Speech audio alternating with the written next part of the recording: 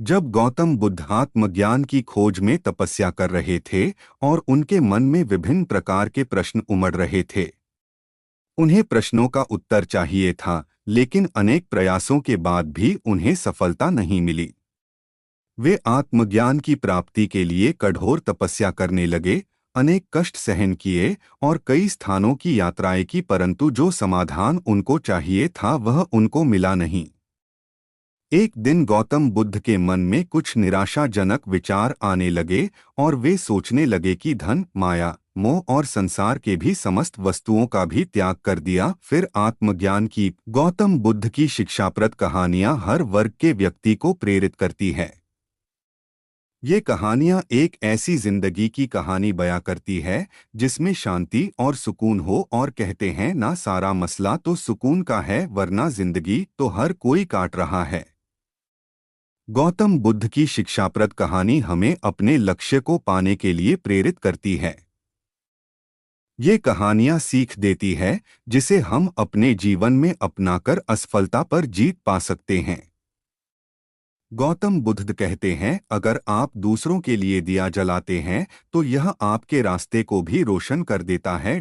बात उन दिनों की है जब गौतम बुद्ध और मुझे आगे क्या करना चाहिए, इसी प्रकार के अनेक प्रश्न गौतम बुद्ध मन में निर्माण हो रहे थे। गौतम बुद्ध को तपस्या में सफलता की कोई किरण नहीं दिखाई दे रही थी और उन्होंने अपने प्रयासों में कोई कमी नहीं छोड़ी थी। वे उदास मन से इन्हीं प्रश्नों पर विचार कर रहे थे। तभी इसी दौरान उन्हें प्यास लगी और वे अपने आसन से उठकर जल पीने के लिए सरोवर के पास गए।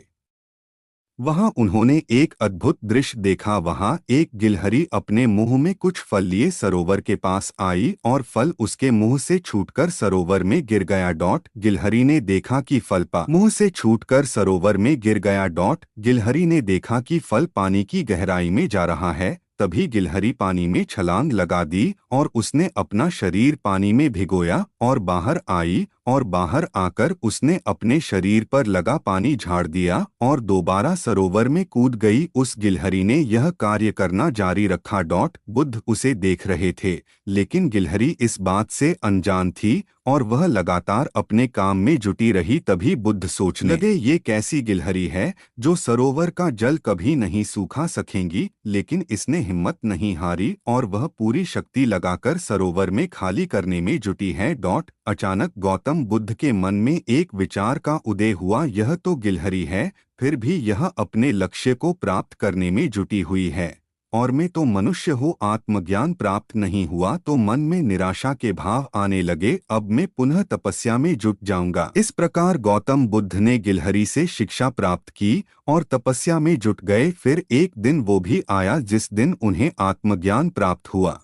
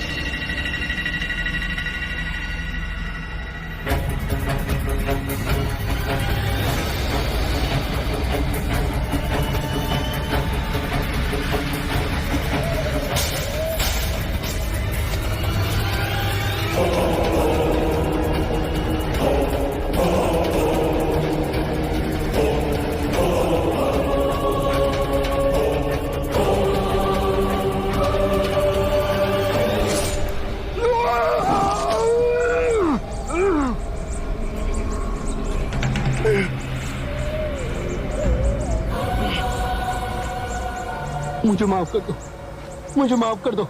नीचे पड़ी स्वर्ण मुद्राएं ले लो, मेरे गहने ले लो और मुझे माफ कर दो। तुम कहोगे कि तुम्हें और धन चाहिए तो मैं इस दुनिया के 3 सबसे बड़े झूठ मुझे छोड़ दो। अगर सुन सको तो ही इस वीडियो को देखना। नंबर 1, लोग कहते हैं इंसान दिल से अच्छा होना चाहिए, चेहरे का क्या है, मगर सबसे पहले लोग चेहरा ही देखते हैं।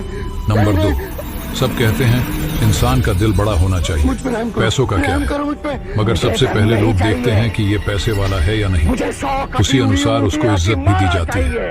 आज के जमाने में जितना पैसा उतना इज्जत, जितना कम पैसा उतना कम इज्जत। नंबर 3, प्यार तो उन्हें मिलता है जो दिखावा करते हैं। सच्चे दिल से प्यार करने वालों को तो बस ठोकर ही मिलती है।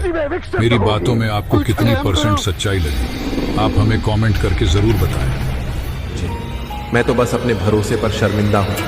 कई बार आप किसी चीज की अहमियत को तब तक नहीं समझ पाते हैं जब तक वो चीज आपकी जिंदगी से चली नहीं जाती। दुख दिमाग की उपज है। आप जितना सोचोगे दुख उतना ही बढ़ता चला जाएगा।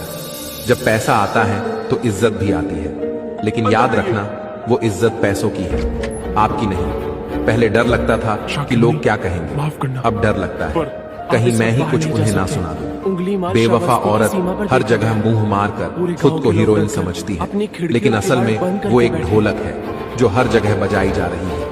इंसान के पास जब बहुत रुपया हो जाता है तब इंसान बहरूपिया हो जाता है। जिस डर से आत्मविश्वास की हानि होने लगे उस डर का अंत करना बहुत आवश्यक हो जाता है। जो आपकी भावनाओं को जानकर भी आपको तकलीफ देता है वो इंसान आपका अपना कभी नहीं हो सकता है। अकेले रहना दोगले और झूठे लोगों में रहने से कहीं गुना बेहतर है।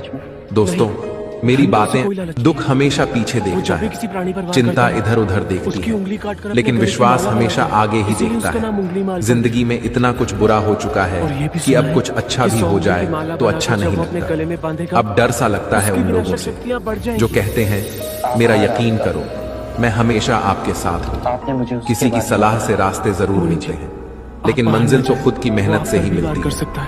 आपका पास्ट आपके दिमाग में है और आपका भविष्य आपके हाथ में है। जैसे उबलते पानी में कभी परछाई नहीं दिखती, ठीक उसी तरह परेशान मन से भी समाधान नहीं दिखते। शांत होकर देखिए, आपको आपकी सारी समस्याओं का हल मिल जाएगा।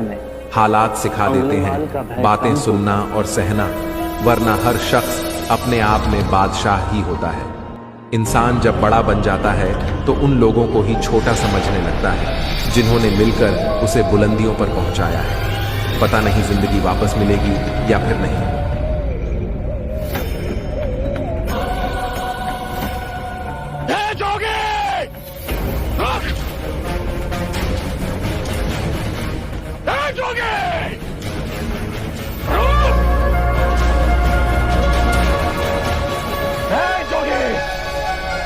मेरे आदेश देने के बाद तू गुस्सा क्यों नहीं? मैं तो बहुत पहले ही रुक चुका हूँ, तुम ही नहीं रुके। मुझे मुझसे भय नहीं लग रहा। मैं आदि मानव हूँ। नहीं, तुम मानव हो। जोगी, तूने कहा कि तू कब का रुक चुका है, और तू तो चल ही रहा था, और तूने ये क्यों कहा कि मैं नहीं रुका? मैं बहुत पहले ही रुक गया। ऐसे सारे बुरे कृत्य छोड़ दिए जिससे किसी भी प्राणी को दुख या कष्ट पहुंचे। मैंने जीवन की सुरक्षा करना सीखा। सब जीना चाहते हैं, बस तुम उन्हें करुणा से देखो तो। मैं सबकी हत्या करूंगा। मानव में न प्रेम है न करुणा है, सिर्फ छल और कपट है। तुम्हें लोगों ने बहुत दुख दिया है उंगलीमान। क्रूरता व्यक्ति अज्ञान के कारण ही करता है। घृणा, द्वेष, ईर्ष्या, मोह, माया, ये सब अज्ञान की ही संतान है। और वो व्यक्ति ही है जिसमें दया, करुणा, सद्भाव और समझ का उदय भी होता है। अंगुलीमाल, यदि इस जीवन में क्रूर और निष्ठुर लोग हैं तो दयावान भी हैं। बस अपनी आंखों से ये अंधेपन का पर्दा हटा के देखो। तुम और व्यक्ति जैसे नहीं हो। मैं हर व्यक्ति जैसा ही हूँ, बस जागृत हो ये सिद्ध कर रहा हूँ कि हर व्यक्ति में जागने की क्षमता है। मेरा मार्ग क्रूरता को निर्बलता में परिवर्तित करता है। तुम घृणा के पथ पर बस इस क्षण रुक जाओ। तुम भी दया और करुणा के पथ पे चल सकते हो अंगुलीमाल। तुम वही हो जिन्हें लोग बुद्धा कहते हैं, जो लोगों को मुक्ति के मार्ग पर चलना सिखाता। मैं बहुत दूर निकल चुका हूं। मैंने बहुत हत्याएं की है। अब मेरे लिए रुकना असंभव है। असंभव कुछ नहीं, जब आंखें खुले तभी सवेरा।